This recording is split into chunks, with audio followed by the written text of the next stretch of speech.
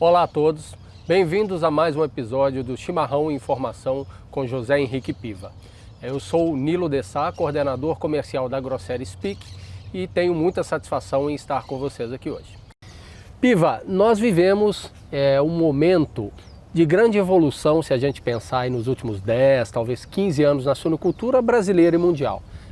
Há uma série de aspectos que os produtores precisam se atentar ou precisam se adequar para atender, sejam exigências legais ou sejam exigências dos consumidores. Por exemplo, bem-estar animal, um maior rigor ambiental sobre a produção de suínos, questões de biosseguridade com legislações estaduais, federais, enfim. Então é um processo evolutivo e, via de regra, a adequação a esses processos implicam aumento de custos. Nesse contexto, como você enxerga esse processo e como produtor, quais opções ele tem para buscar o atendimento e conviver com esse aumento de custos?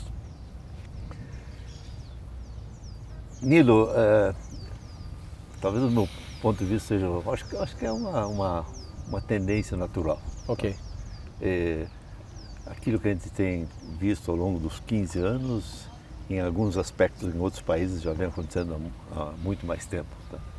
Então tudo que a gente está vendo de meio ambiente, uso de antibióticos, biossegurança, bem-estar animal, embora pareça ser alguma coisa a mais, alguma coisa que dificulta até certo ponto o trabalho, mas eu acho que faz parte da evolução de toda e qualquer atividade. Perfeito.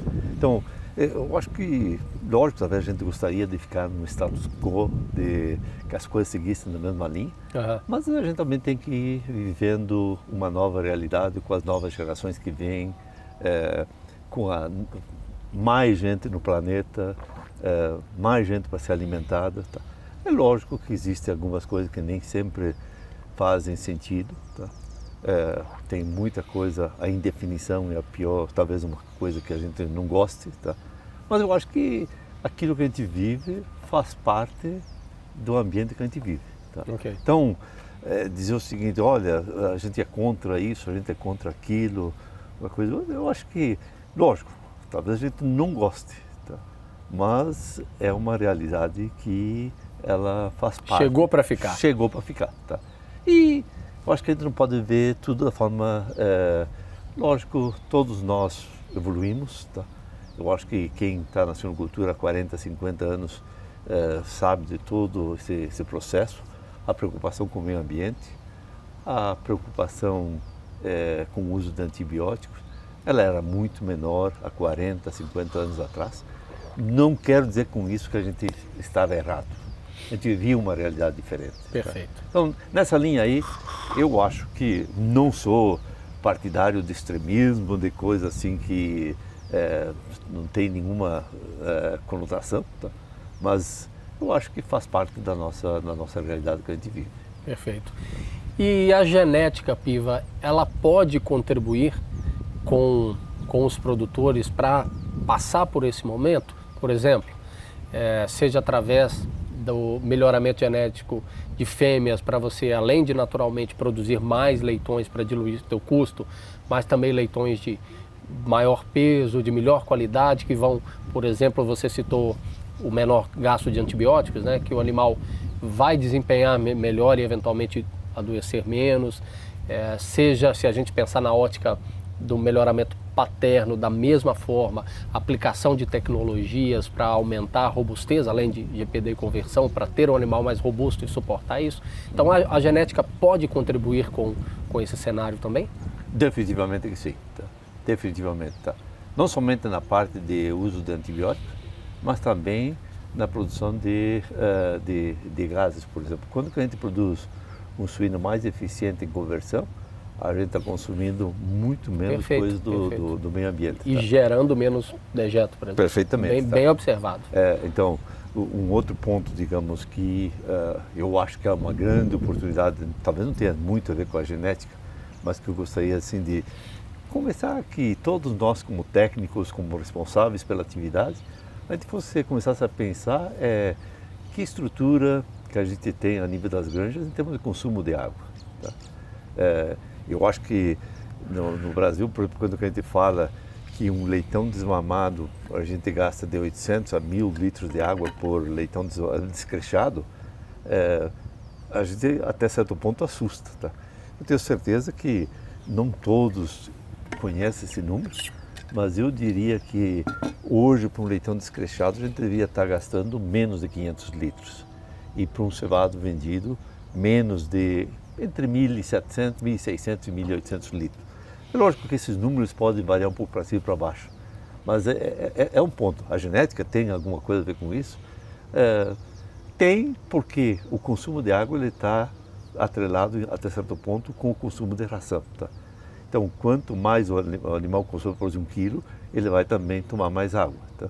Então, nesse ponto aí, a parte de robustez tem um impacto. Cada carcaça, cada suíno que mora, que vai para compostagem, uma coisa ou outra, ele tem um impacto. Ele faz parte da atividade. Okay. Tá? Só que uma coisa quando mora 10, outra coisa quando mora 2. Né? O impacto sobre o ambiente. Apesar de que tudo é feito para mitigar, para minimizar esse impacto negativo que tem. Tá? Okay. Mas a genética tem uma contribuição sobre essa parte que a gente está falando, sobre o uso de antibiótico. Sobre produzir mais com menos metros quadrados, produzir mais com menos quilos, que vai demandar menos milho, que vai demandar menos soja, que vai demandar menos hectares de área plantada. Então, quando a gente analisa tudo isso, no fundo, a genética também tem um papel. Muito interessante sua colocação, Piva, esse olhar mais sistêmico. Então, a gente pode até dizer que o animal zootecnicamente mais eficiente, ele também é mais sustentável. Ele contribui com a sustentabilidade do sistema, consumindo menos ração e naturalmente a um custo menor, mas inclusive gerando menos efluentes que serão tratados e precisam ser devolvidos à natureza. Realmente uma colocação bastante importante. Sobre o ponto, só não te cortando, né? Sobre o ponto de vista de robustez, por exemplo, de gene editing para fazer um animal resistente a PIRS, a gente sabe o impacto que isso tem sobre a parte de produzir mais e ser mais sustentável. Tá?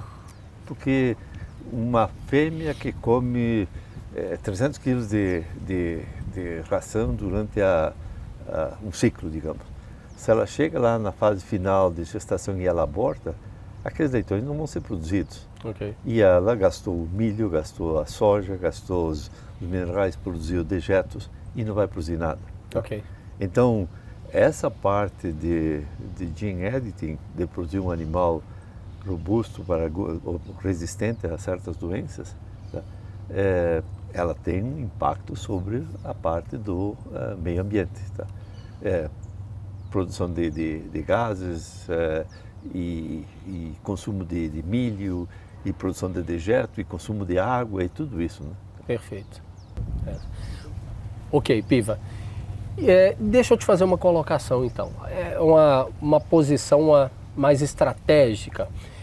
Se a gente for pensar em sistemas fechados, né, a gente chama aqui das granjas núcleos filiais de rebanho fechado, onde você tem as avós e bisavós dentro e produz, né, as suas fêmeas comerciais e também as avós e bisavós dentro da própria granja. Ou seja, o sistema está fechado para a entrada de animais, porém recebe o melhoramento genético através de sêmen vindo das centrais das empresas genéticas. É um sistema sanitariamente fechado e geneticamente aberto. Essa é uma estratégia interessante também, se a gente for pensar na sustentabilidade, numa maneira de evitar a entrada de doenças e as consequências disto? Olha, Nilo, a sua pergunta, ou seja, ela tem que ser vista como uma faca de dois gumes, tá? Ok. Ela pode ser, ou seja, é uma coisa utilizada por muitas granjas, feita por muitas granjas, feita em muitos países, recomendada, mas ela também tem suas implicações quando ela não for bem conduzida. Okay. Tá? Então, todas as granjas têm que ter um núcleo urbano fechado? Não. Tá? Toda empresa tem que ter um núcleo urbano fechado? Não. Tá? Não é a realidade aí fora. Tá? Agora, é uma decisão, é uma oportunidade, é uma coisa que está disponível, que as empresas de genética têm feito, como forma de dar mais controle para o produtor. Tá? tá? Ou para a empresa. Tá? Ou seja, mas isso também não é de ser feito de qualquer forma. Tá? Perfeito. Tem que ter, por isso que tem PicTrack, tá? Existe o PicTrack para monitorar. O software tá? que vai acompanhar o programa tá? na granja do cliente. Okay. Tem que ter auditorias, a coisa não pode ficar solta. Perfeito. Tá? Então, eu acho que pintar um mundo que só tem coisa positiva, a gente tem que ser realista. Okay. Tá? É uma ferramenta, é uma estratégia bastante recomendada, bastante utilizada, mas também tem o seu lado negativo se ela não for bem feita. Okay. Então, de certa forma, a gente tem o produtor ele tem uma oportunidade de até reduzir um pouco o seu gasto genético, produzindo as avós e bisavós dentro de casa. Você tem o benefício sanitário, que de repente você pode explorar um pouco mais, mas isso também vem junto da responsabilidade para ele gerir o programa bem feito, como você comentou. A responsabilidade está com ele de ter gente preparada para isso e entrar com os dados corretamente. Okay? E o benefício sanitário, se a gente for pensar no menor risco de entrada de doenças, uma vez que o principal carreador de novas doenças para a granja seria a entrada de animais, então esse benefício também é importante do ponto de vista da sustentabilidade. Teoricamente, entrando menos animais, menos risco de novos patógenos, menos surtos na creche, terminação, enfim, que poderão gerar mais gastos, mais perdas, correto? Sim. Hoje em dia, as doenças que mais impactam na produção de suínos, que tem grande impacto na produção de suínos, são doenças que fazem parte da microflora normal, tá? Okay. Os parações, os estreptos, que existem nas granjas, claro. Os E. coli, os rotavírus. É muito difícil ter uma granja hoje livre desses agentes. Só que dependendo do tipo de agente que tem, que pode ser conduzido, levado pelos animais, quando você faz o rebanho de núcleo fechado, você minimiza, você não tem esses desafios. Então, o núcleo, ou seja, o rebanho fechado, ele tem grandes vantagens, ele é altamente válido, sempre quando ele for bem conduzido. Okay. Agora, se tiver alguma que sair da linha e que tiver que fazer a introdução de animais, é lógico, tem processos também que permitem. Tá? Claro. Agora, para mim não tem muito sentido ter um núcleo de rebanho fechado e a cada ano fazer uma introdução de animal. Tá? Perde a razão principal de ter, tá? de se fazer. Quanto ao custo, sem dúvida que o custo, pelo menos direto, ter um núcleo de rebanho fechado, normalmente ele é menor do que você trazer todos os animais de fora. Tem transporte, tem registro, tem papelada, tem alguém tem que estar ganhando para fazer todo esse tipo de trabalho. Tá? Então, realmente, o núcleo de rebanho fechado, ele tem vantagens para o produtor. Se não tivesse, não haveria razão de ser feito. Perfeito. Ou seja, vantagens diretas e vantagens indiretas. Tá? Mas também tem um dever de casa para ser feito. Tá? Eu acho que a gente tem que ser o mais realista possível, tá? E o mundo a gente sabe que não é perfeito, que tem ganhos, mas que os ganhos também não é porque tem ganho que pode ser feito de qualquer jeito. Tem que ter uma certa disciplina. Né? Eu já tive oportunidade de viver, tem certos países que o pessoal tem deixado a coisa andar um pouco mais solta, até muitas vezes por questões sanitárias, tá? E a coisa se perde e aí você, em poucos anos, você vê a diferença que faz porque a genética não foi bem conduzida. Tá? Então, se for para ter um núcleo de rebanho fechado e não ter os cuidados devidos, não for seguir um protocolo, eu te diria, Nilo, não faça, não recomendo. Tá? Agora, é lógico, todo suinicultor, todo produtor, ele tem a disciplina e ele sabe do impacto que isso representa. É uma forma a mais, uma ferramenta mais disponível que o suinicultor ou o produtor ou a empresa tem um direito e ela pode fazer bastante bem. Tá? Perfeito. Piva, e uma última pergunta, ainda sobre a contribuição genética, né, nesse cenário de aumento de custos, vamos dizer assim, indiretos de adequação, enfim. a gente tem visto uma tendência de aumento no peso de abate. E isso é importante para você diluir o custo, para você produzir uma maior quantidade de quilos por matriz por ano.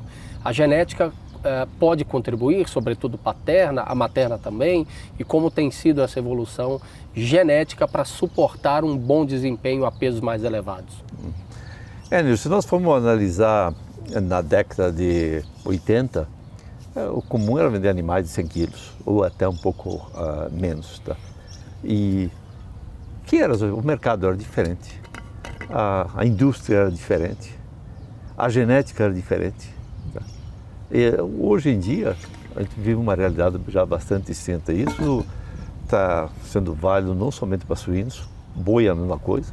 Hoje quem faz confinamento vender boi com menos de 20, alguma coisa de arroba, talvez você deixe de ganhar. Tá? Suínos é a mesma coisa. Hoje em dia, para você vender uns suínos com menos de 120 quilos, não é pecado, não é errado. Se o mercado te compensa, toca o barco. Tá?